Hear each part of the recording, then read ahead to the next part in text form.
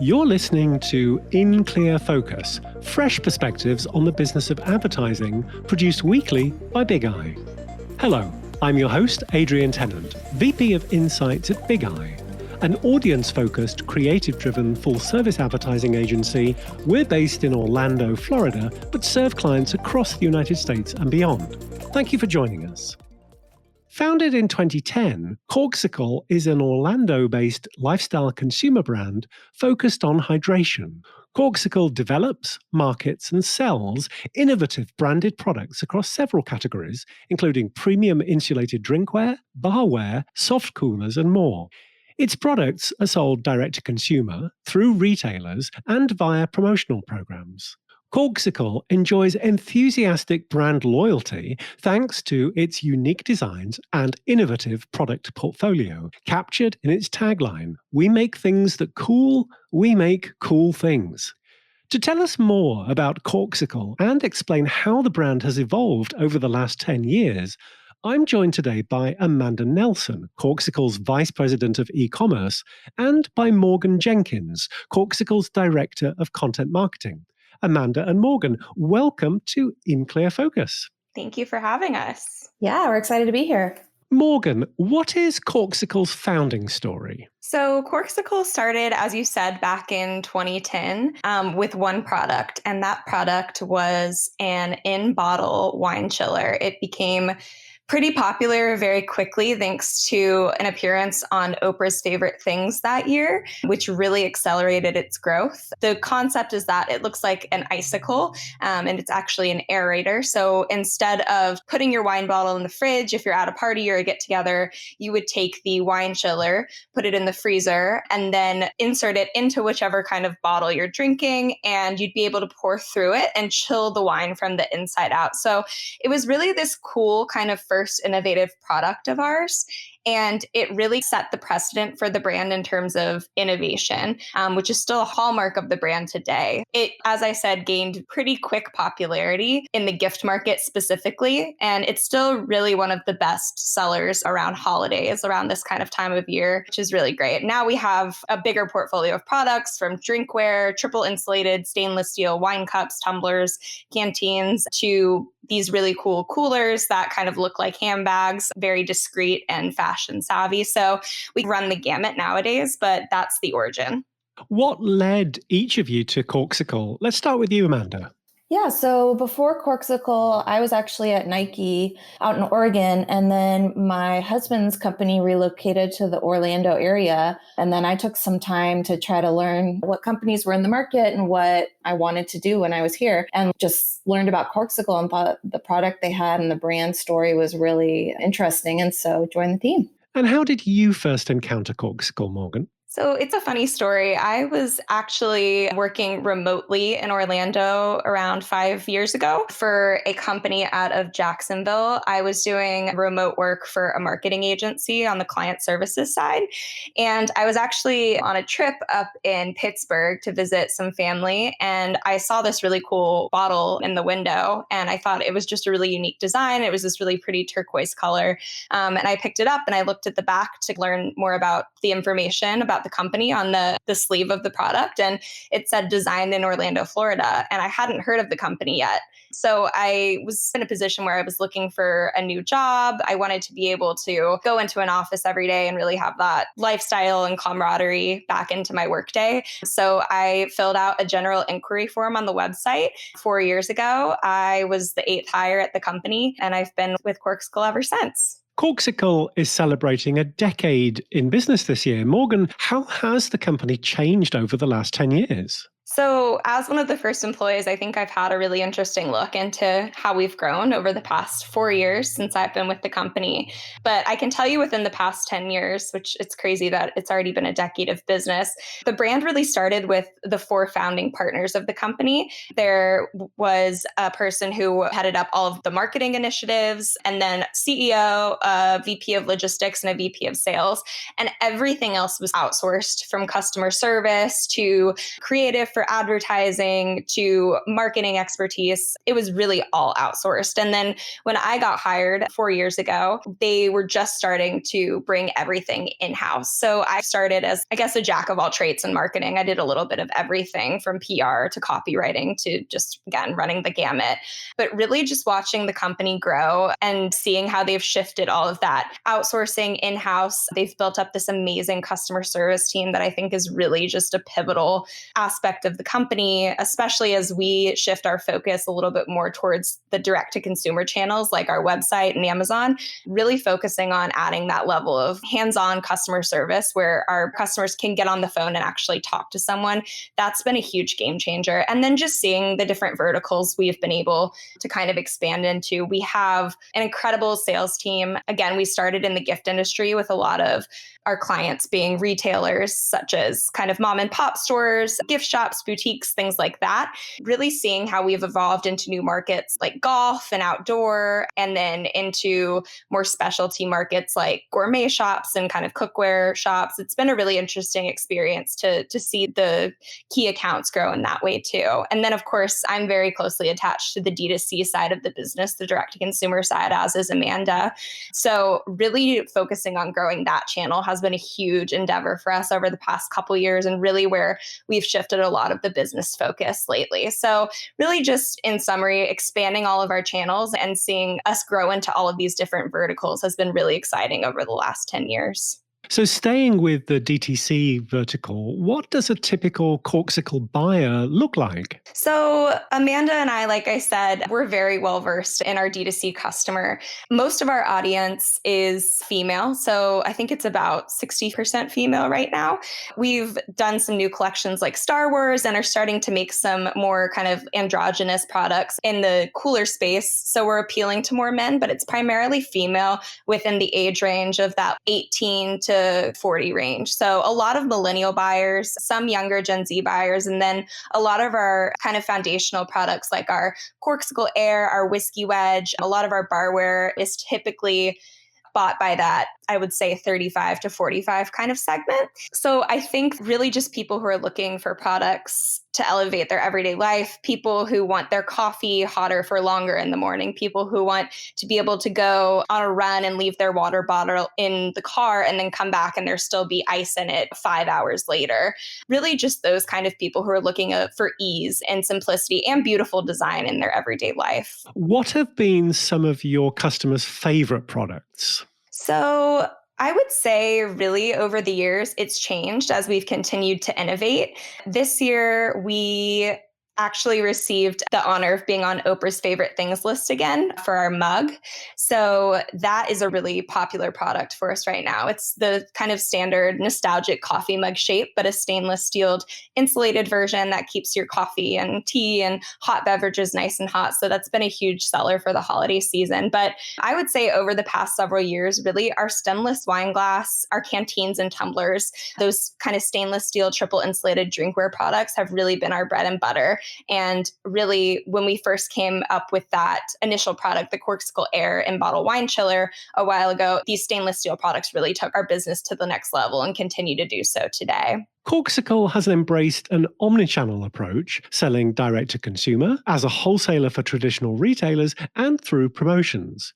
Amanda, what kinds of systems and processes do you manage to fulfill the direct to consumer business? That's been something since I started with Corkcicle about a year and a half that Morgan and I have been building up, finding the right partners and tools to really expand the DTC business. So our website's on Shopify, which makes it really easy to add apps and extensions to the site. And so we have partnered with Yotpo for reviews. We've partnered with Narvar for shipping updates and emails. And then we've also partnered with Wonderkind for text messages and Abandoned Cart series emails. And I think all those partnerships combined have really set us for growth and for continuing to build the direct-to-consumer business. How does this compare to the stack you had with Nike? We have different tools, but it's the same kind of stack, a reviews platform, an order tracking platform. Nike used Narvar too. BounceX, it used to be BounceX, now it's Wonderkind. Nike used them too. Klaviyo is another one that Morgan manages for email. I know Nike uses a different email service provider, but a lot of the foundationals are the same building blocks, but just different partners because of size of business. Great, thank you. Morgan, Corkcicle offers a pretty broad spectrum of products in the hydration category. How does your product development team set about appealing to different target audiences or markets? So we are very lucky. We have just a really great group of talented product development people with us. Meredith Hollinsworth is our director of product, and she does a great job thinking about new products for new seasons. The good thing about hydration is that it's really for everyone. So when we think about design, we look to fill certain buckets for different consumers. When we think about each consumer, we consider their everyday life and how we can elevate those moments, like I mentioned earlier, of their day-to-day. And then we also take into consideration the opinions of the entire team, obviously our leadership team and the whole company in general. And then we have an amazing diverse culture at Corkcicle, and everyone has a really different perspective to offer, which adds just some really great opinions to the table. So it's a mix of things, but really looking at the different markets and how they would use products that we create in their everyday. Through commercial partnerships, Corkcicle offers branded products. How did you plan for the launch of your Star Wars themed product line? So this is a really interesting partnership to work on. And I think I speak for the entire creative team who really just took the lead on this product line. We have just an amazing creative team that really, I think, led the charge in terms of coming up with amazing, really breathtaking imagery. They always do such a great job, but our art director, Greg Perkins, and then our creative director, Dylan York, are just really top of class in terms of artistic direction and vision. So this project was super different just in terms of Lucas being a big entity, Lucasfilms, who owns Star Wars. You have to get everything approved. There are multiple layers of approval for every single piece of marketing information, for every advertisement that we want to run, for every social media post and caption and hashtag that we use. So it really was a great exercise for us as we grow in working with a really big partner. But this was certainly a fun exercise in just learning how to work with a larger business entity. So yeah, I would say that really planning for this launch was unlike any other. And it's been one of our most successful collaborations to date. So we've been really happy with it so far. How far in advance do you typically have to plan and design new products to allow for sourcing materials and manufacturing? So I think this is still something that we are learning to grow within with our product development team. Pretty much a year, give or take. That's the time frame. And in terms of when we think about new designs and then put all of the effort into kind of narrowing down which products will move forward, which ones maybe aren't a good fit for the time period we're releasing them in. But we have two main seasons every year, a January season and then a June season. And they kind of correlate with the big gift shows, the big trade shows that we go and show a lot of our new product lines at. So there's some seasonality there. And then there's also demand for kind of the industry that we're in, the gift industry. But I would say probably around a year. But we're always looking for ways to improve that process. And again, I think we have a really talented product team that's making all kinds of headway there. Corkcicle also supports a non-profit organisation called Charity Water, which provides clean, safe drinking water to people in developing countries. What was the motivation to support that particular non-profit? So Charity Water has been an amazing nonprofit partner for us over the years. We've been working with them for, I want to say close to 4 years now since I came on.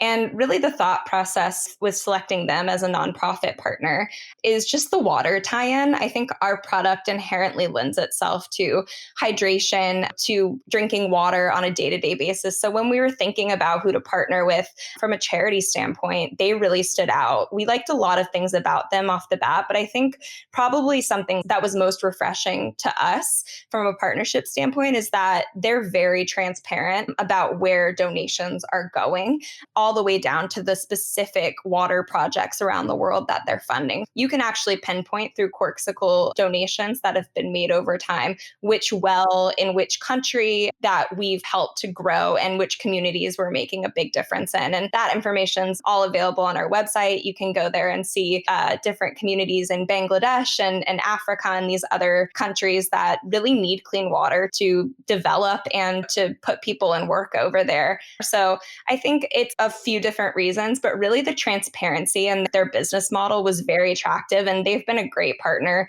to work with over the past several years. We've developed our program out so that now a portion of every single sale, both direct to consumer and retail, goes back to charity water. And Giving Tuesday is also coming up here pretty quickly. We'll be running a big initiative where we have a charity water branded product, and 100% of those proceeds will go to charity water for the day.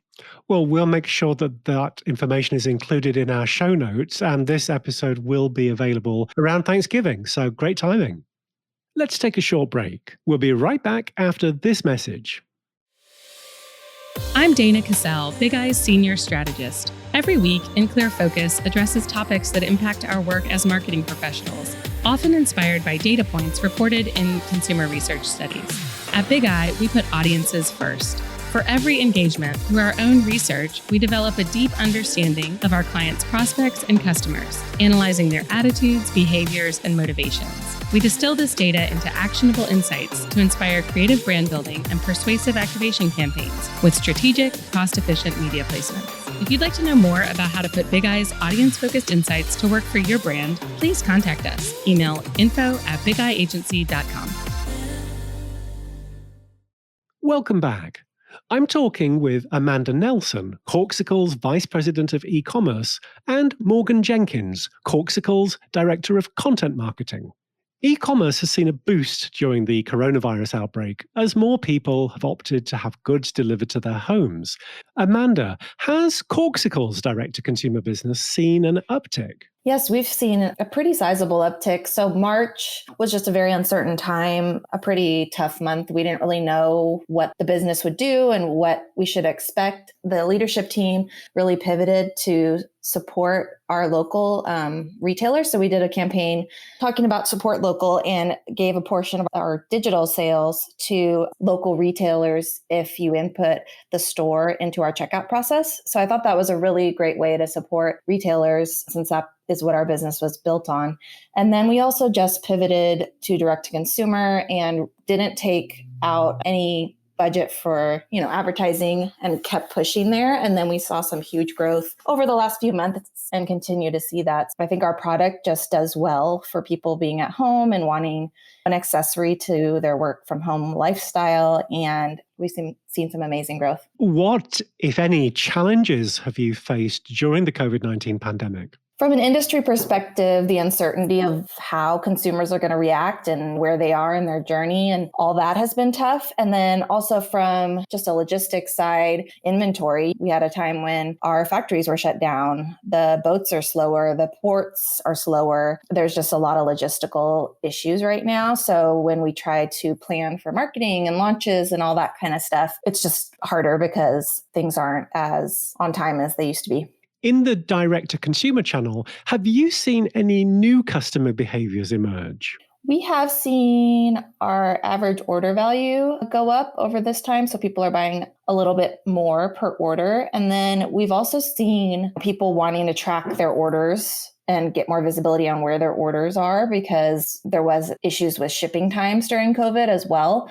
So I think people are just really trying to see where their online orders are. And so I mentioned it before, we launched with Narvar, which is like an email tracking program, and that has been amazing. Our consumers have really been excited about that. Now, you mentioned that you deploy the Shopify platform. What do you think about Shopify's initiative to offer TikTok users shoppable advertisements? TikTok isn't something we have tested yet. We definitely know that is emerging and something we need to keep our eyes on. It's very interesting. I don't know when we'll enter that channel. We have recently just started on YouTube. So something we'll keep our eyes on over the next year. Morgan, how do you think consumers are feeling about the holidays this year?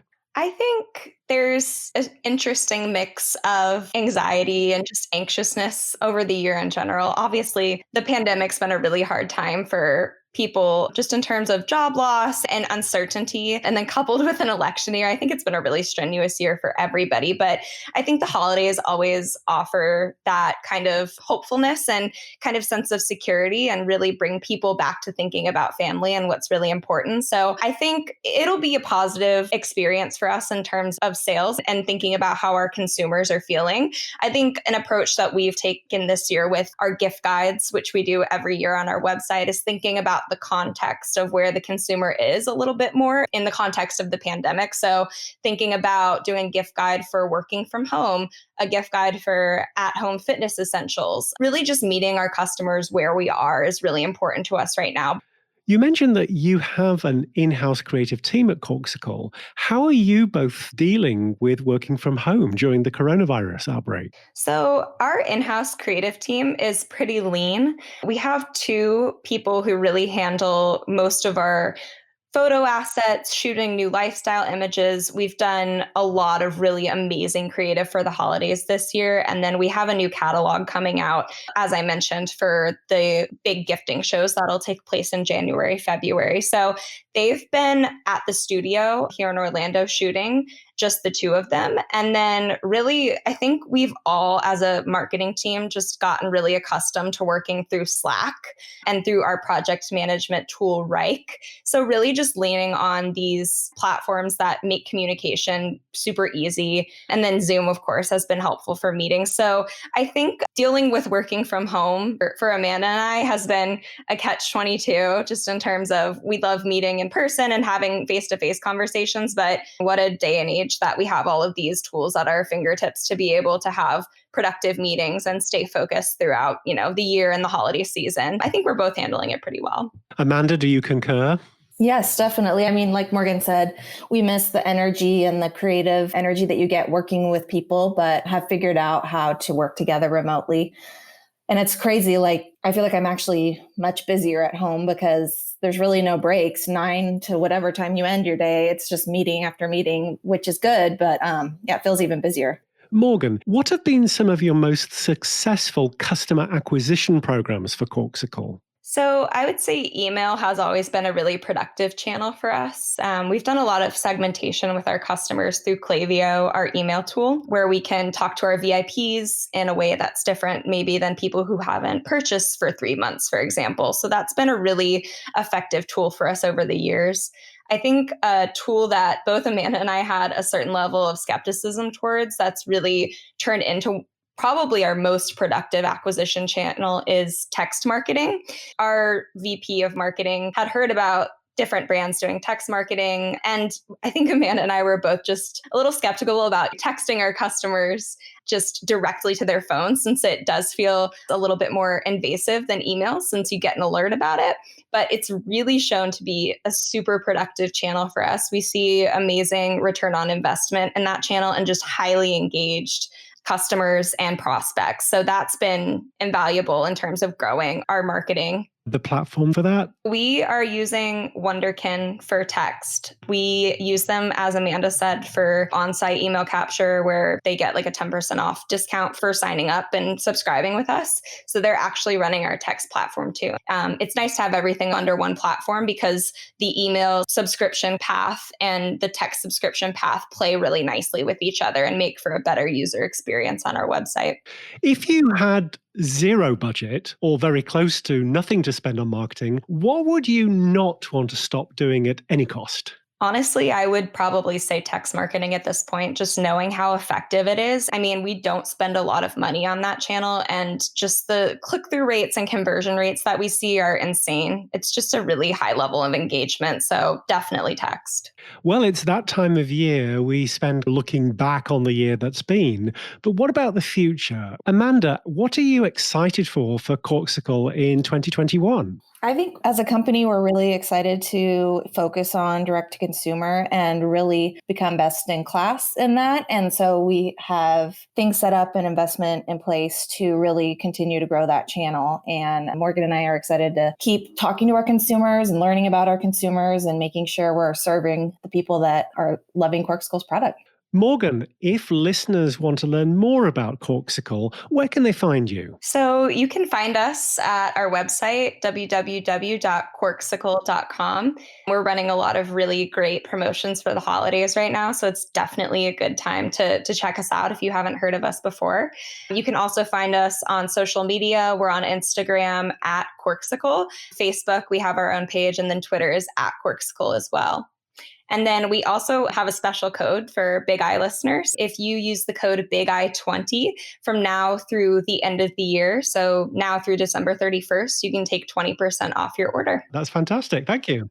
Amanda and Morgan, thank you both very much for being on In Clear Focus. Yeah, thanks for having us. Yeah, thank you. It's been such a pleasure. We really appreciate it. Thanks to my guests this week, Amanda Nelson, Corkcicle's VP of Ecommerce, and Morgan Jenkins, Corkcicle's Director of Content Marketing. You'll find links to the resources we talked about on the In Clear Focus page at bigeyeagency.com under Insights. Just click on the button marked Podcast. And a reminder that Corkcicle has extended a special promo offer to In Clear Focus listeners. Use the code BIGEYE20 to receive 20% off your order. The offer is valid from today through December 31st of this year. Thanks to everybody at Corkcicle for that offer.